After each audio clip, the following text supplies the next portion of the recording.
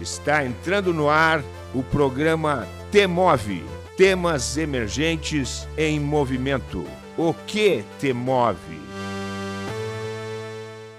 Olá, está começando mais um programa T-Move, em sua 4ª temporada. Este programa é um projeto da Coordenadoria de Tecnologia Educacional da UFSM, a CTE, vinculada à Prograde, Pró-Reitoria de Graduação, em parceria com as rádios da Universidade 800 AM e 107.9 FM. Eu sou a Maria Aparecida Azolim, pedagoga da Coordenadoria de Tecnologia Educacional e apresentadora deste programa. Na técnica, conto com Jonathan Ferreira e José Luiz Mota Pinto. Hoje, eu não estou sozinha na condução desse programa. Estou com a presença do professor Valdo Barcelos, que é professor titular da UFSM e escritor. Seja muito bem-vindo, professor Valdo. Obrigado, professora.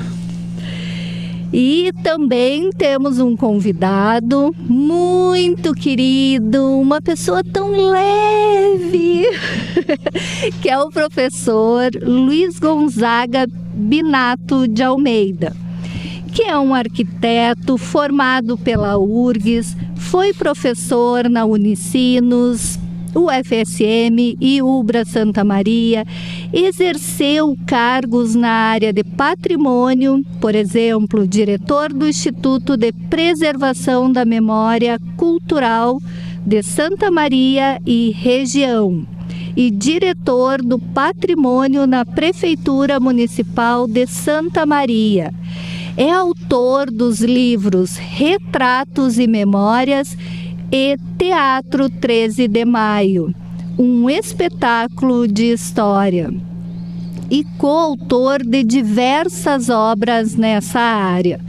Por 10 anos manteve a coluna Imagens da História no jornal A Razão.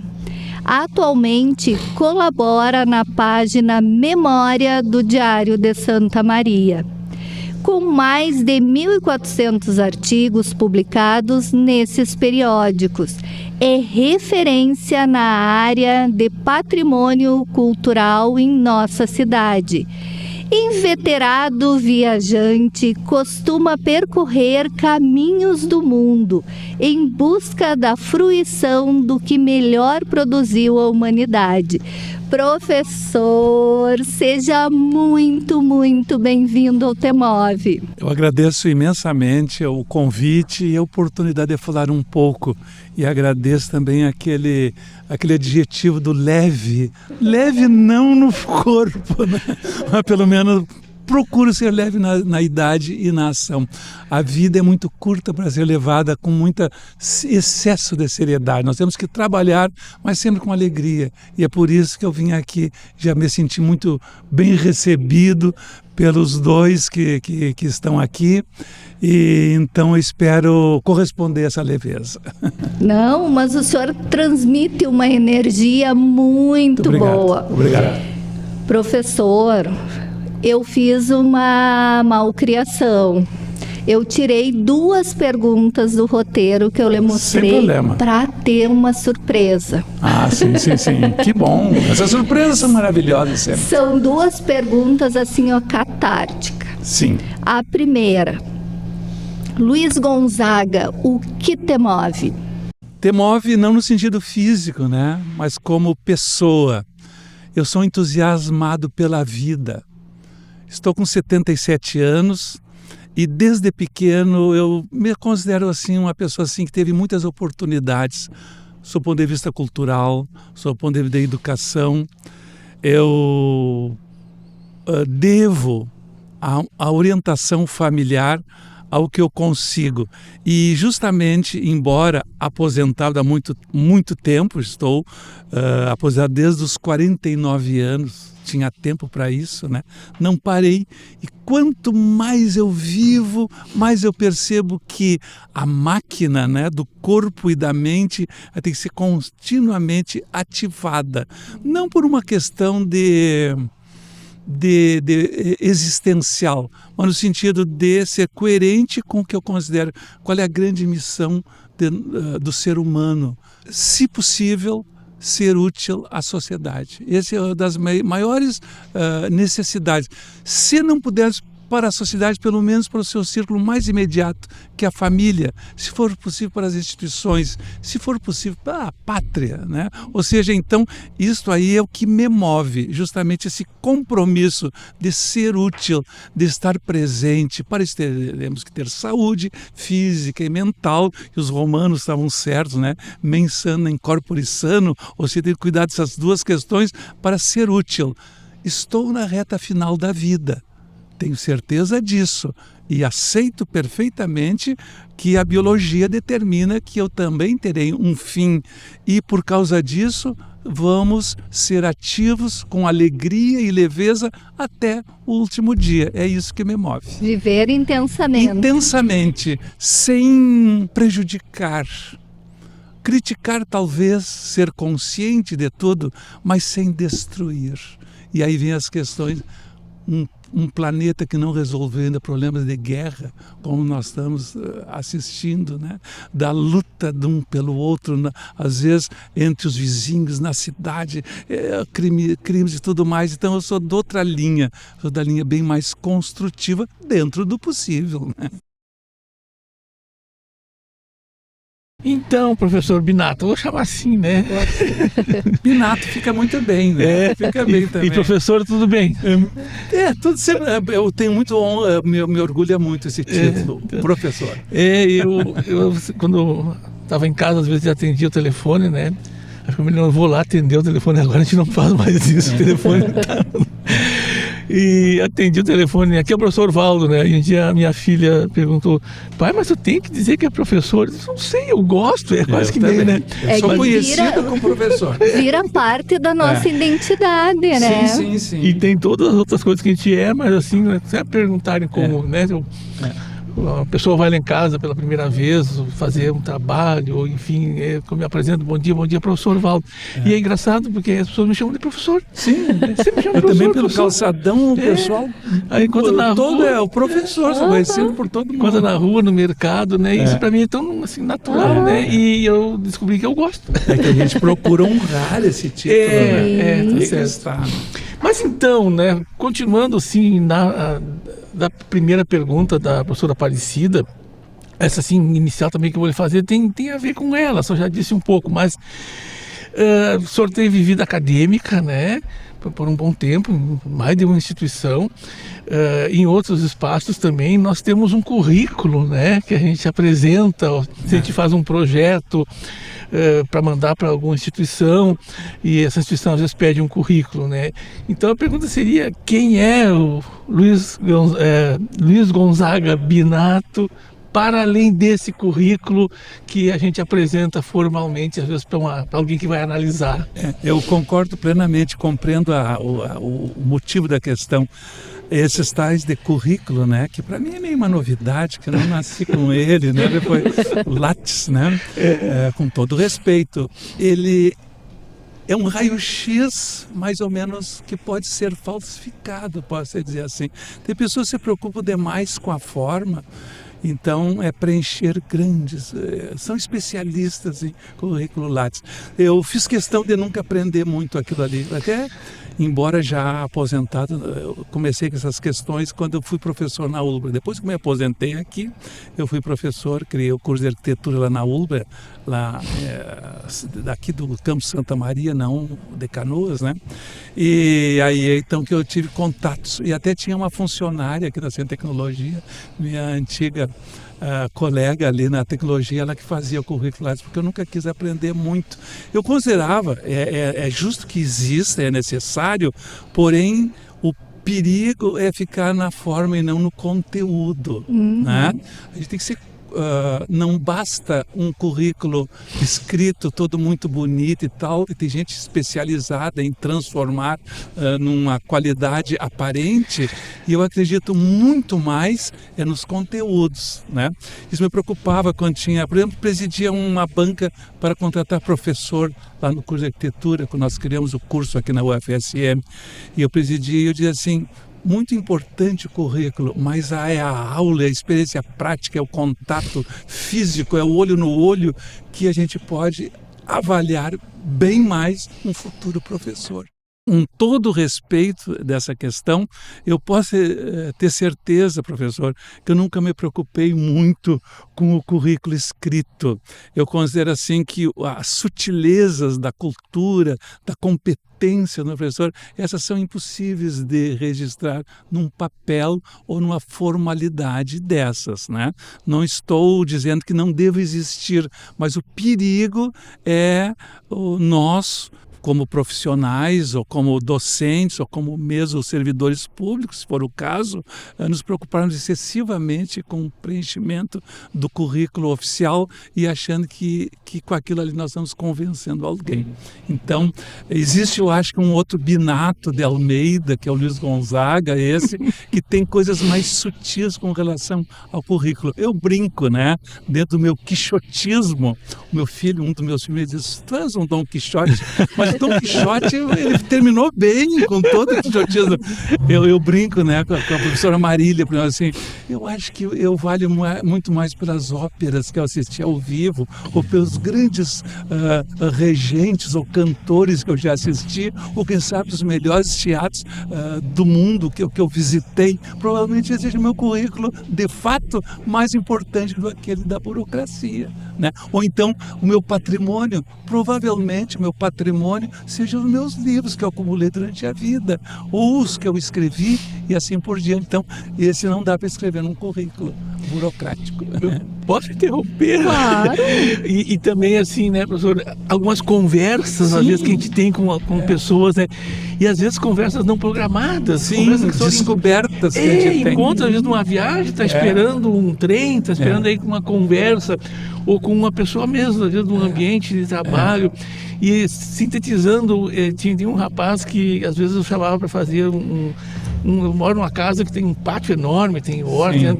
Às vezes tinha um trabalho mais pesado, eu chamava ele, né? Sim. o Cláudio. E aí tinha que renovar minha composteira, né? Que abrir um buraco para fazer o adubo. E eu disse para ele, Cláudio, está na hora de nós renovar a composteira, eu estou indo para a universidade, sair de manhã rápido, né? E aí estava indo embora para a universidade. Quando eu estava aqui na universidade, eu me lembrei que eu estava fazendo uns trabalhos lá e quebrei o cabo da pá, né? Da pá de abrir o buraco. Sim. Aí que eu cheguei meio-dia, o Cláudio não pôde fazer o buraco, né? Não tinha pá. Aí, Cláudio, eu falei para te fazer renovar o buraco lá da composteira, mas me esqueci que eu tinha quebrado o cabo da pá. Aí tu não pôde fazer, ele parou tudo que ele estava falando, olhou isso mesmo, disse, professor, quando a gente tem que abrir um buraco, a gente não olha o tamanho do cabo da pá, a gente abre o buraco, depois a gente arruma o cabo da pá.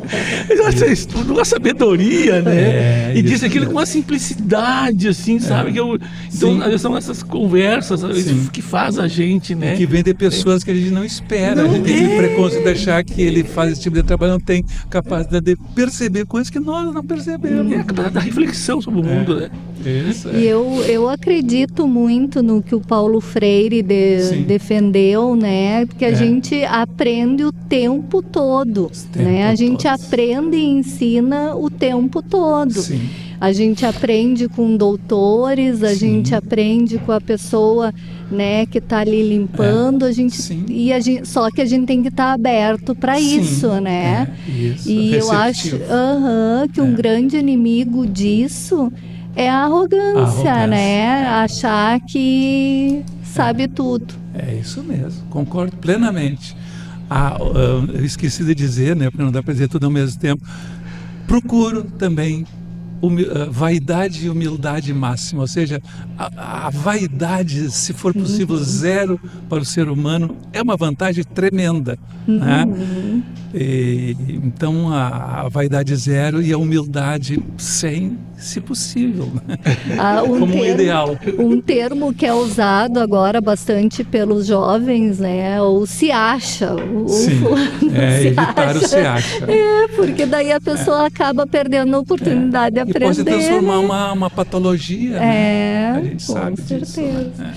Professor, o senhor é um defensor, né, do valor da arte, da cultura geral, para que as pessoas se realizem como indivíduo e também para o desenvolvimento de uma nação. Mas a cultura, a gente sabe que ela, não raro, ela é atacada, né, como algo de menor valor. Sim. Como é que a gente pode superar isso? Bom, ou tem como? Bom, em primeiro lugar, a gente tem que conceituar o que a gente chama de cultura, né? A gente, às vezes, tem uma tendência, como universitário, etc., valorizar exclusivamente a cultura da elite, né?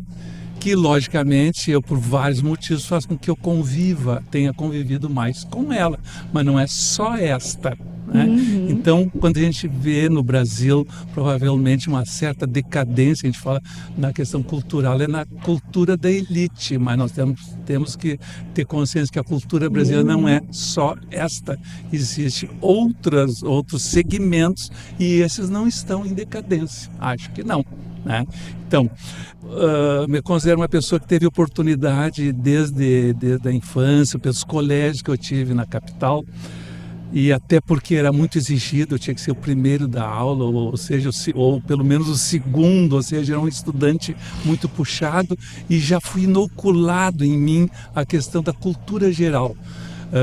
Quase que renascentista, humanista, sabe, assim, daquele modelo dos renascentistas, ou seja, não ser especialista em muitas coisas, mas ter a noção do conjunto. E os currículos, na minha época, contemplavam essa visão. Eu tive aula de latim, como todos, né?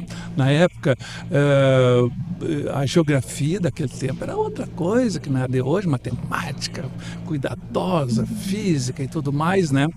Então, e até porque o arquiteto, que eu já tinha uma tendência bem forte para ser arquiteto, ele deve ter muitos conhecimentos, ele não é um especialista numa área, não. Os tratados desde a época dos romanos, Vitrúvio, por exemplo, o arquiteto tem que conhecer tudo, desde a astronomia, sociologia, urbanismo, elas se enfeitam na arquitetura e no urbanismo. Então, eu valorizo muito a cultura geral.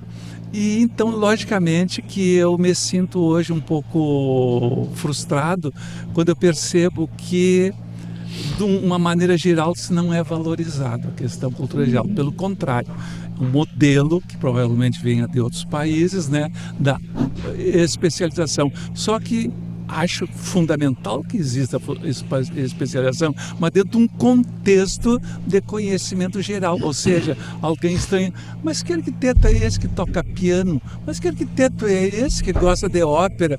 Então não é nem bom arquiteto, nem bom músico. É a lógica. Mas a gente vai ver a questão de 100 anos atrás, ou para trás, a gente vê que aqueles intelectuais daquela época, que eram grandes políticos, entendiam de tudo, eram bons oradores, entendiam disso, daquilo, eram cientistas muitas vezes, né? O José Bonifácio, eu tenho estudado o José Bonifácio, não é por pouca coisa que ele foi lá o preceptor do Dom Pedro II, né? Não tem uma cultura sólida em termos de ciência, paleontologia, mineralogia e tudo mais, né? Aliás, pagou bem forte, ele ficou preso depois lá na ilha de Paquetá até o final, né? Então a gente tem que saber que às vezes a cultura geral cria problemas até de liberdade. Mas enfim, o que eu quero dizer assim é que eu não temo a questão de ser taxado como um errado no sentido de valorizar a cultura geral. E estou convencido que uma das questões básicas hoje em dia do ensino justamente é essa falta de visão do conjunto. O aluno às vezes é preparado para o cursinho, é preparado para o vestibular, às vezes é faculdade, e até os nossos campi, né, universitários fazem muita divisão. É o prédio daqui, é o prédio dali, é o prédio de lá, e que até fisicamente demonstra assim, que é tudo meio separado, quando na verdade eu sou muito favorável lá universidade. No próprio nome chama a atenção de que é um conhecimento geral. Veja bem, quando eu era professor aqui, até me surgia um pouquinho quando se criaram as bibliotecas setoriais, né? Ou seja, eu acho que o conhecimento deve ser tão maciço, tão universal, que a biblioteca, o ideal seria, em termos físicos até, que fosse uma biblioteca só. Claro que em termos práticos, cada um vai ter depois os seus livros, mas também está incoerente com a questão de universalidade de conhecimento. Ou seja, a gente vai na biblioteca e deve ter todo tipo de livro acessível e não muito supervalorização das setoriais, né? Então, sempre otimista, essa é uma característica. Eu sempre acho que as coisas não estão boas, mas vão melhorar e nós temos que lutar para não vamos aceitar, não vamos ser derrotistas. Então, apesar da uma relativa decadência dessa cultura de elite, que não há dúvida que no Brasil as coisas não estão tão boas nesse sentido, ainda acredito na cultura popular, que é o que dá corpo a essa nação, né? Essa cultura que vem das chamadas massas, né? O folclore é extraordinário. Nós tivemos o Villa-Lobos, que soube compreender todo o potencial dessa cultura brasileira, Mário de Andrade, né? Lá há 100 anos atrás. Então, esse fio, essa chama ainda, na minha opinião, não se extinguiu. E essa questão da separação, eu vejo na educação básica que realmente causa um prejuízo muito grande. As áreas não conversam. Eu trabalhava com história também, trabalhei com história da arte, e às vezes a história não conversa com a geografia. Isso. Né? Ali, biologia, química, física, ou todas as áreas, e também não conversam com a vida. Né? Às vezes isso. É ensinado, eu digo às vezes para ser otimista, sim. Mas o que eu percebo nessa minha caminhada na educação básica, que às vezes a vida fica lá fora. Às vezes a biologia, o aluno estuda ali conceitos e não se dá conta que aquilo está acontecendo no próprio corpo, que a história fez com que ele chegasse e estivesse aonde ele está, né? A geografia dá essa noção de onde ele está. Então, é como se fosse aquilo algo abstrato e, na verdade, tudo é concreto, tudo faz parte do ser, né? E isso faz com que, às vezes, crianças, adolescentes não gostem de estudar.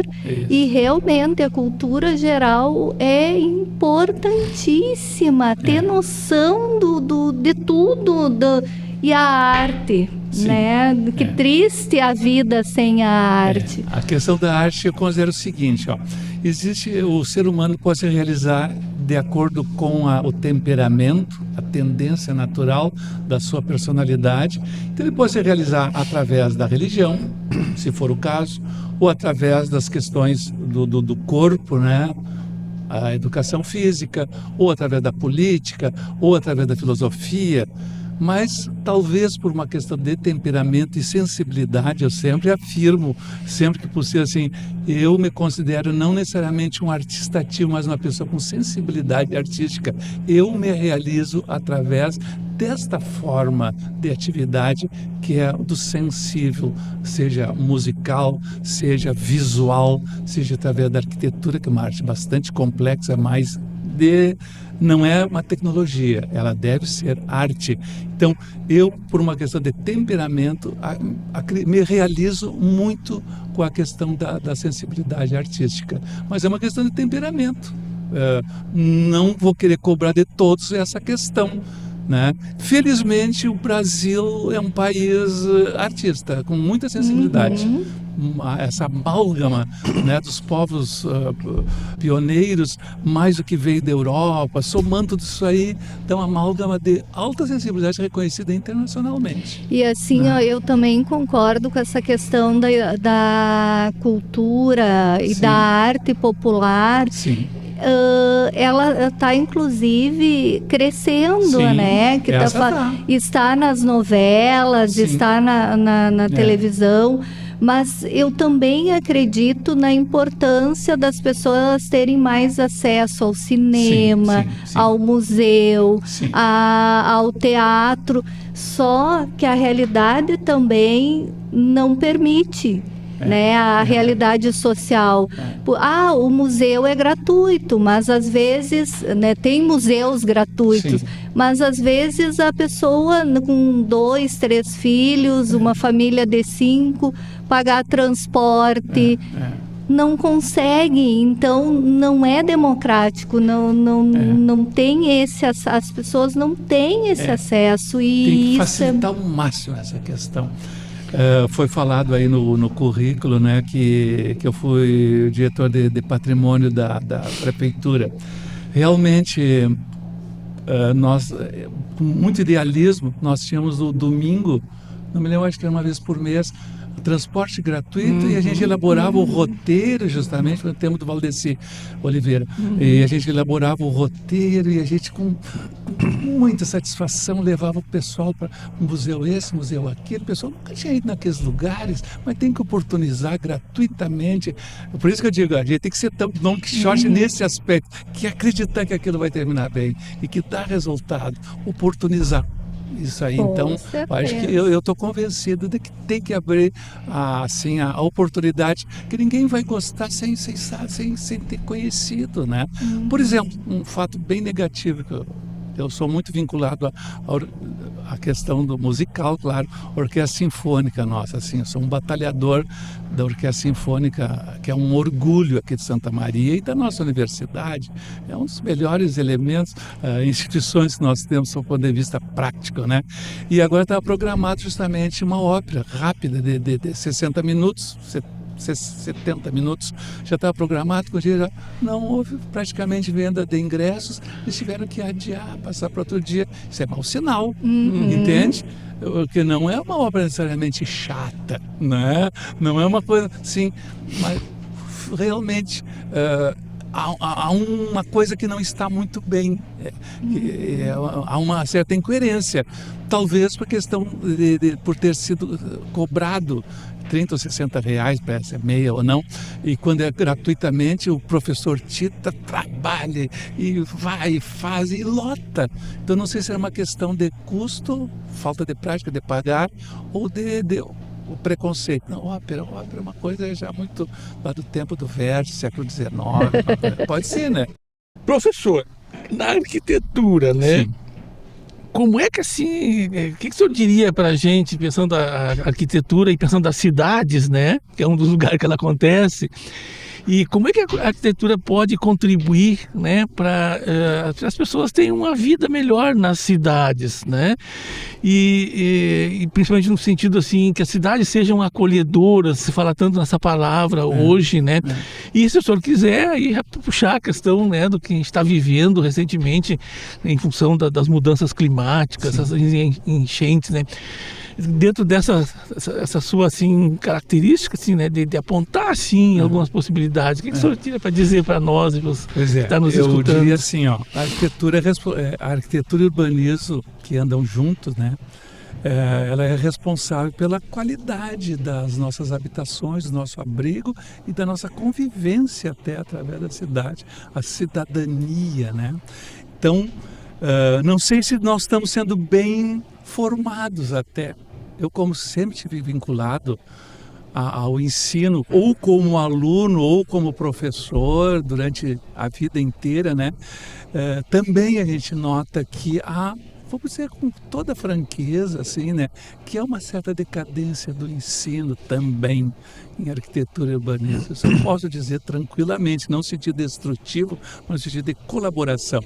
Mas a responsabilidade é muito grande, porque não adianta dizer que é outro profissional pela qualidade, no conforto térmico, etc., os materiais e tudo mais, ou seja, os edifícios, sejam habitacionais, residenciais, um hospital, seja o que for, tem que ser funcional, tem que ser confortável, né?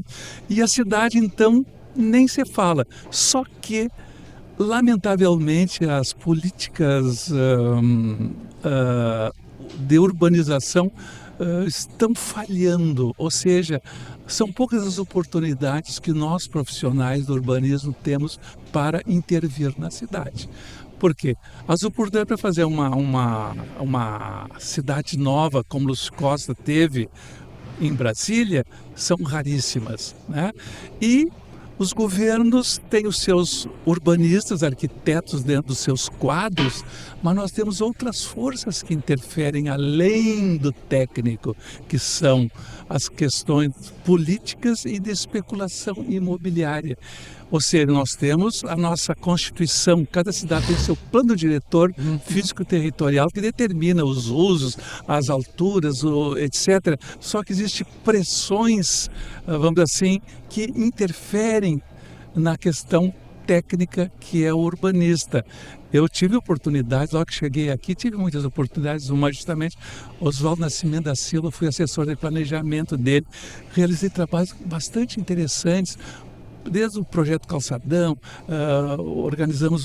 coordenei um plano diretor, coordenei o projeto Cura, que transformou a cidade. Eu não tinha nem 30 anos, eu era um jovem arquiteto e tive oportunidade, não tinha dedicação exclusiva, que eu achava muito bom, que eu sou meio contra essa questão de dedicação exclusiva, justamente, às vezes o professor perde a noção da parte prática da sua profissão e acaba lecionando uma coisa que ainda não tem prática e nunca vai ter, então isso é uma preocupação. Naquele tempo, eu trabalhava durante a tarde na prefeitura e de manhã ou de noite dava aulas. Perfeito, acho que isso é o modelo ideal.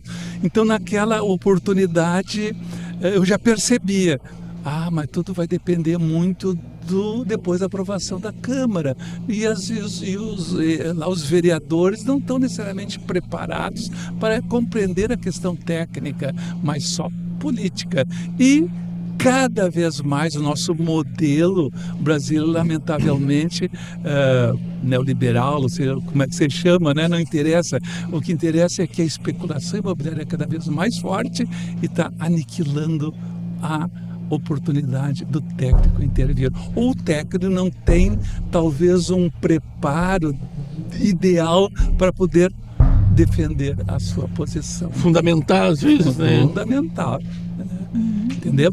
Então, até em termos de patrimônio aqui, eu ajudei, estava quase me aposentando aqui e ajudei a vereadora que encaminhou a legislação de proteção do patrimônio. De lá para cá, ela não evoluiu, ela involuiu, ela está muito mais permissiva, porque ninguém tem essa coragem de dizer essa que eu tenho aqui, a especulação imobiliária é tão forte aqui que está prejudicando muito a legislação de proteção do patrimônio.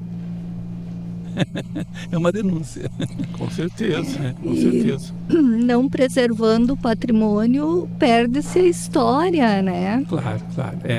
Eu não sou contra a especulação imobiliária, pelo contrário, ela deve existir, só que também para as cidades não perderem a sua cidadania, a sua identidade, aquilo que é próprio daquela cidade. Tem que haver uma conciliação entre a cultura, o patrimônio e também a possibilidade de expansão das cidades. Então, quando eu digo não podemos engessar a cidade, temos que permitir, mas que haja uma conciliação, como várias cidades do mundo inteiro. Imagina, Paris, por exemplo, é uma cidade respeitável em termos de urbanismo, cultura e crescimento. Então, o que eles fazem? Fazem um anel novo em torno daquele centro, daquele casco histórico, para conciliar os interesses de lucro, mas também de cultura, que é a própria razão daquela cidade de luz, né, que sempre se chamou assim.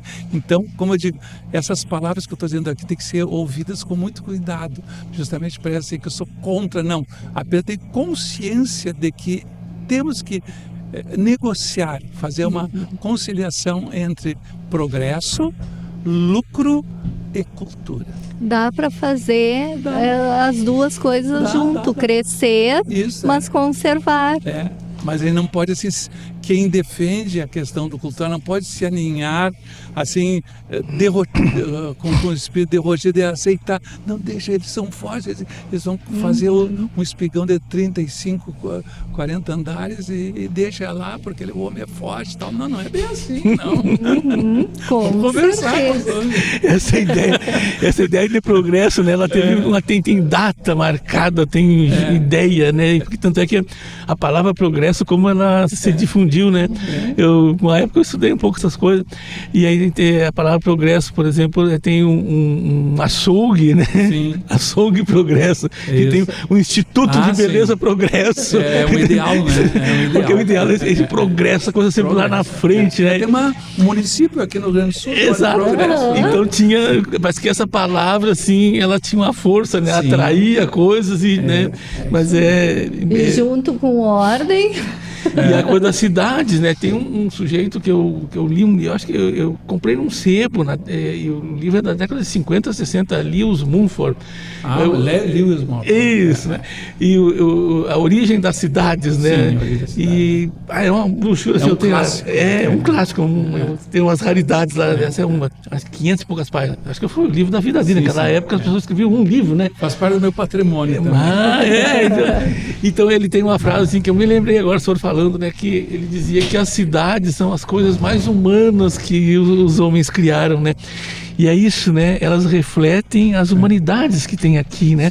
Essas disputas, esses confrontos econômicos, políticos, religiosos, tudo, né? Tá tudo ali na cidade, né? Nesse ponto, a polis grega justamente era um grande exemplo até de democracia, né? Havia um espaço para a democracia, para discussão, etc, etc. Claro, relativamente, porque o cidadão também era uma minoria, né? Sim.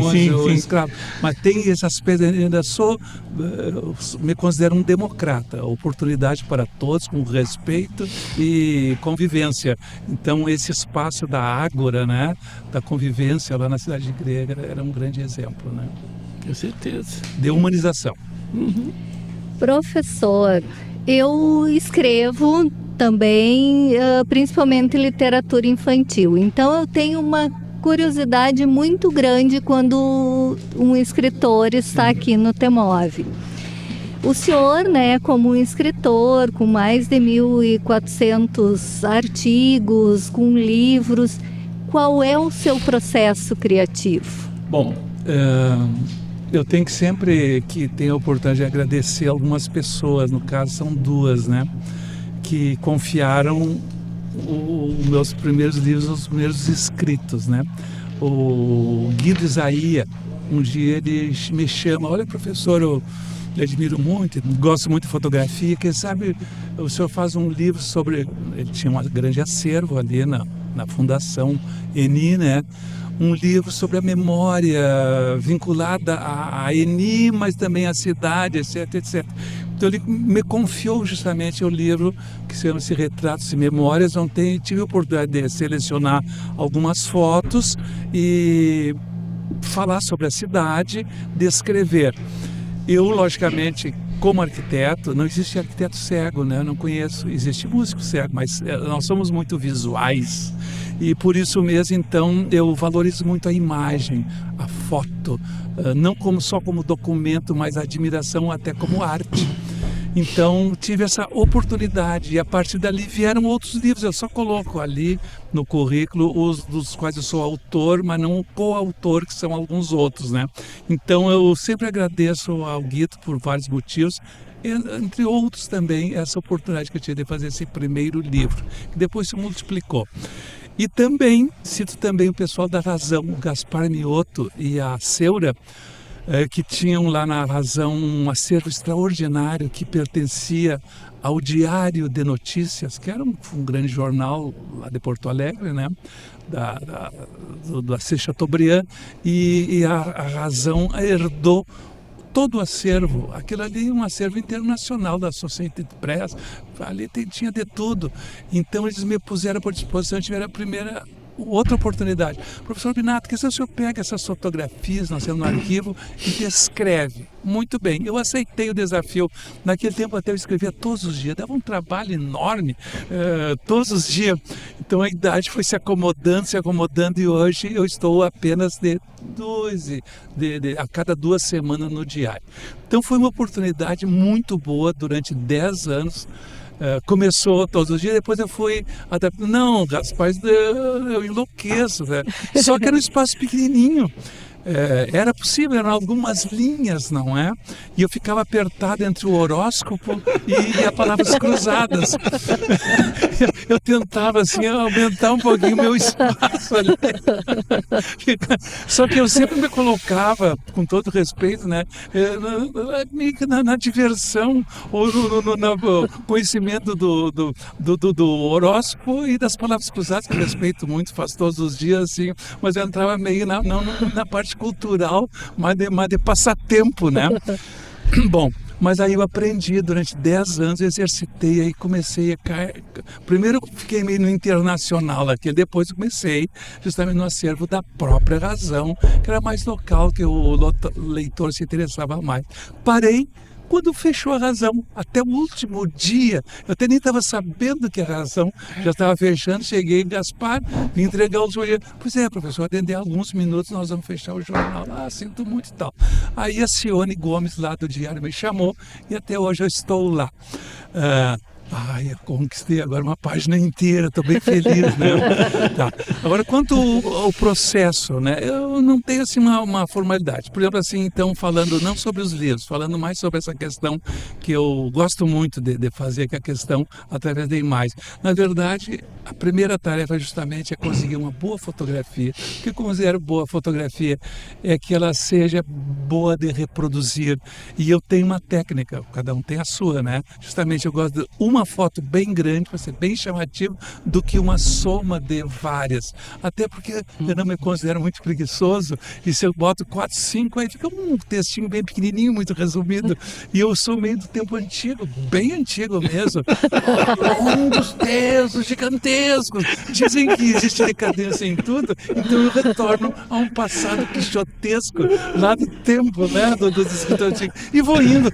Como até hoje ninguém mandou eu parar, continuo. É o melhor atestado, não é o leitor, é a aceitação do jornal.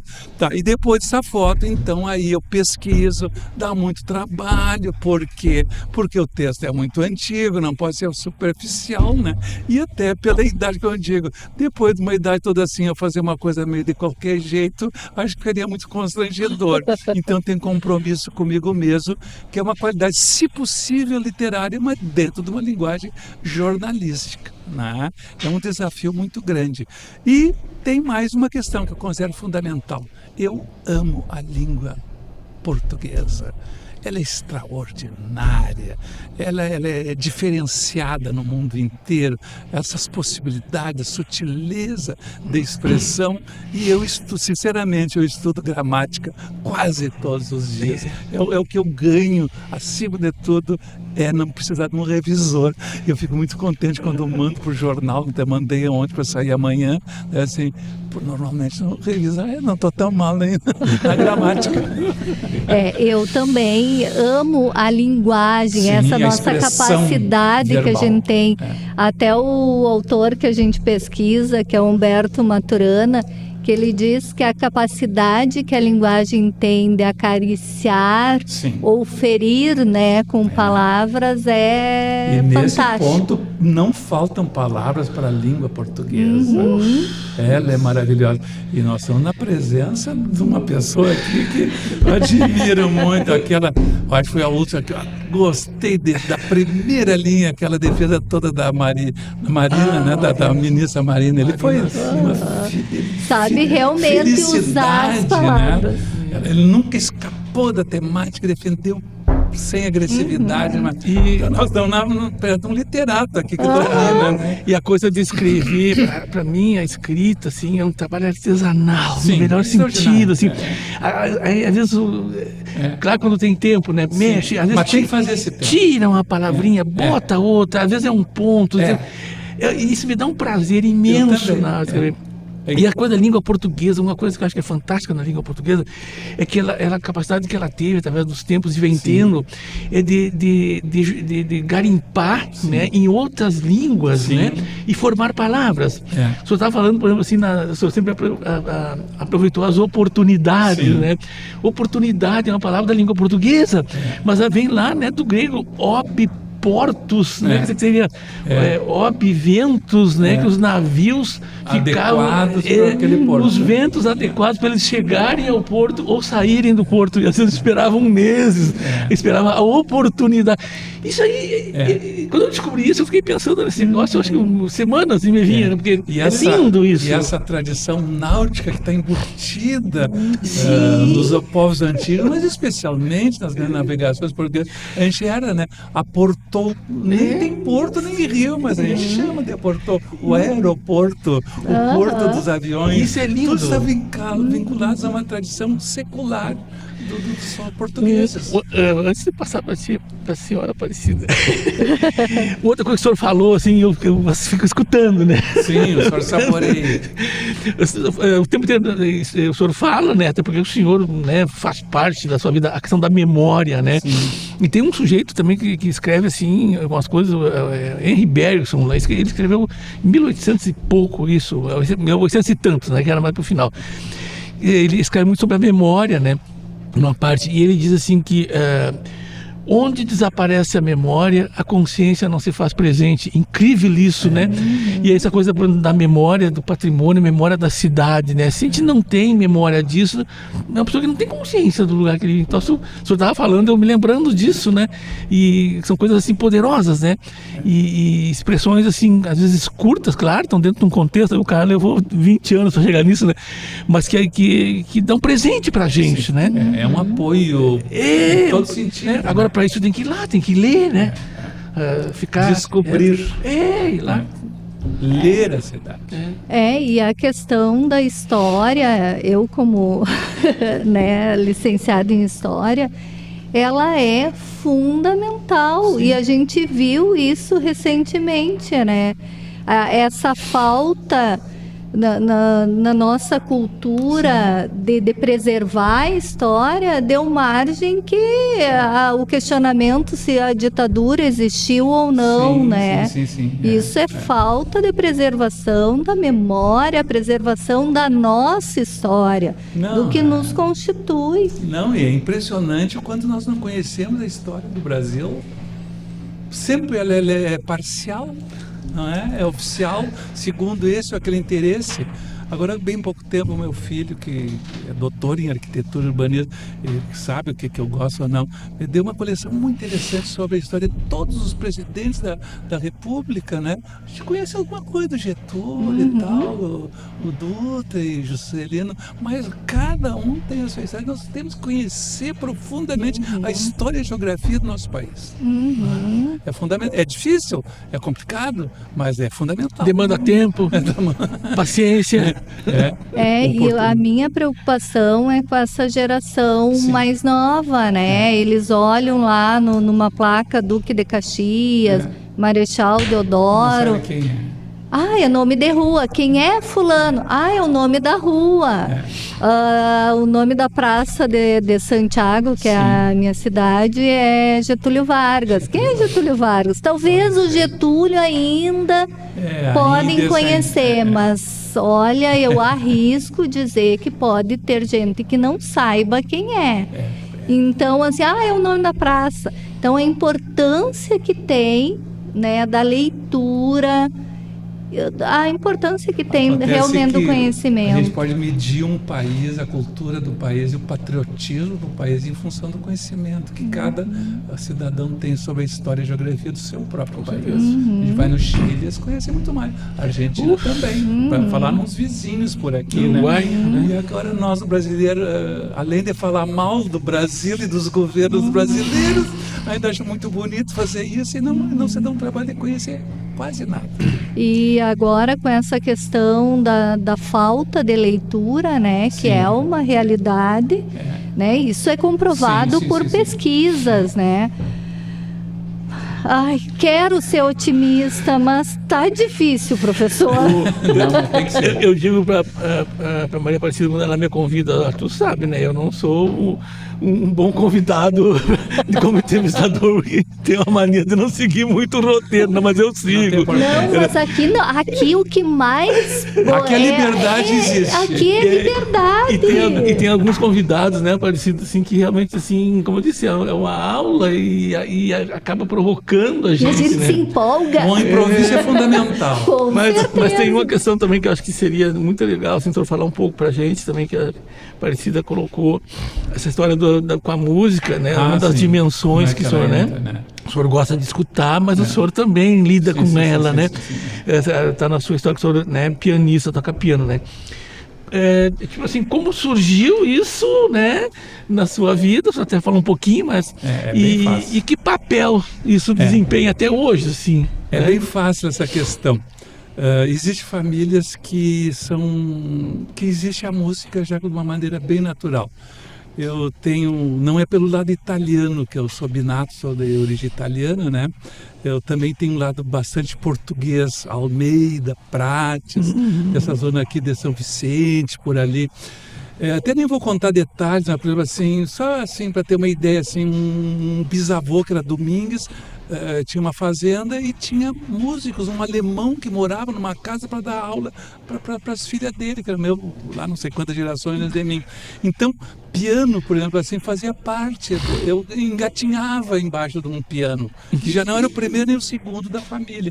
Então, essa questão dessa proximidade, da valorização da música fazia parte do meu cenário, vamos dizer assim. Os Almeida, que é a parte do meu pai, o meu bisavô, que eu não conheci, ele já no início do Teatro de Maio, ele tinha a orquestra no Teatro de Maio, formado por toda a família, todos os filhos, que eram meu avô e irmãos, aqui em Santa Maria, tocavam numa orquestra, já em 1890 e pouco, está lá no meu livro aí sobre o Teatro de Maio, um professor Antero de Almeida, que depois pegava o pessoal, os músicos lá do teatro, e levava para casa, que era muito alegre, tal e coisa. Ou seja, então, a música fazia parte da educação. Além de tudo, nós éramos meio gregos nesse sentido, no bom sentido da palavra, no sentido que a música fazia parte da educação. Isso eu nasci ouvindo certas famílias mais antigas passavam essa questão. A música faz parte da educação. Assim como os gregos também envolviam a oratória e a natação, né? Então eu sou resultado dessa questão da família antiga que convivia. Meu pai tocava, os meus parentes todos, meu avô não viajava para um lugar, a não ser sempre com violão, com capa e todo, de trem para lá e para cá, ou seja, a música então faz parte da minha vida. Aos 9 anos eu comecei a estudar e nunca mais deixei.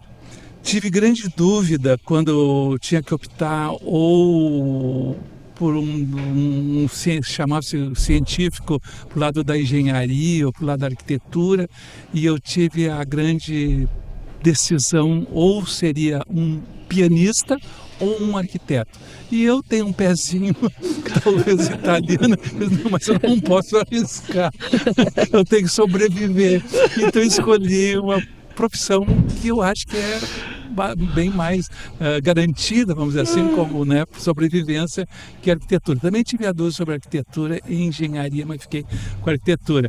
Mas então, como eu digo assim, simbolicamente, mas eu não preciso casar com a música, mas eu posso ser um namorado eterno, um bom amante, não é? Que é muito mais divertido ser amante do que esposo. Então, vai ficar registrado. Não cheguei a casar, mas tenho um compromisso eterno com essa bem amada música. Como é que eu exerço esse amor? Eu mal terminei a arquitetura lá na URGS e imediatamente comecei a estudar piano, continuar meus estudos de piano, excelente professora Zuleika Rosa Guedes, e não terminei o curso lá porque vim para Santa Maria. E em Santa Maria eu considero assim, encontrei excelente professora de piano, extraordinária, chama-se Maria Helena Didier, do Rego Maciel. Ela me viu como um professor lá na engenharia, dando aula, mas eu acho que o senhor toca bem a gaita, de coisa, me convenceu.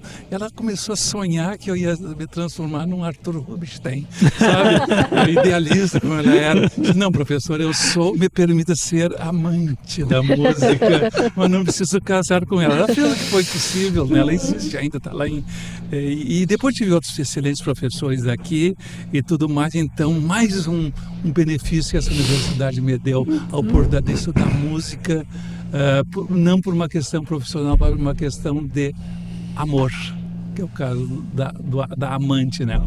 E hoje eu exerço através do seguinte, assim, ouvindo boa música, indo a concertos, óperas, se for o caso, né? Gosto muito de ballet, acho muito importante, né? Se possível, no mundo, né? Eu comentei aí, por uma questão profissional, eu não posso dar aula, não podia dar aula de História da Arte e História da Arquitetura sem conhecer os grandes museus e os grandes exemplos da arquitetura e do urbanismo. Eu viajei, que foi possível, para ter conhecimento de causa para dar para os alunos. E não sempre eu procuro a música como apoio. Já fui presidente da orquestra, da sociedade que mantém a orquestra sinfônica e sou assim assíduo frequentador da nossa orquestra sinfônica e como eu tenho sensibilidade musical e artística, coerentemente a minha oração, posso dizer assim, ter paz e tranquilidade justamente é uma boa música. Professor, quero lhe agradecer muito, realmente foi uma aula e assim, ó, esse tempo passou voando, para mim parece que foi 10 minutos, uma aula prazerosa, divertida. Muito obrigada por estar aqui conosco. Eu agradeço imensamente, assim, porque funciona como uma catarse, né? Essa oportunidade na minha idade, depois de tanto tempo, ter uma oportunidade de expor coisas que eu nunca falei para ninguém.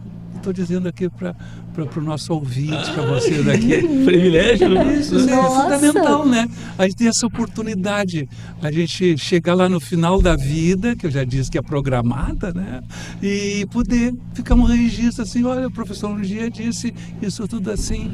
Então, isso é maravilhoso. Então, eu agradeço a oportunidade. E pegando a deixa do professor, eu acho que o Temov é o meu amante. Eu acho. Porque assim, ó, não é nem namorado, eu acho que o Temov é meu amante, porque assim, ó, eu me realizo. Nós já fizemos 100 e poucos programas e eu me realizo eu posso vir para a gravação, aconteceu fatos e eu posso vir para cá não estando muito bem, mas quando chego aqui e começo a entrevistar pessoas maravilhosas, pessoas assim, ó, que tem tanto a ensinar, eu saio daqui assim, ó, flanando. Que bom. Se a gente conseguir que uma pessoa aproveite, a gente já se sente gratificado. Com certeza. Vamos fazer, como eu digo, sempre tudo com alegria e leveza.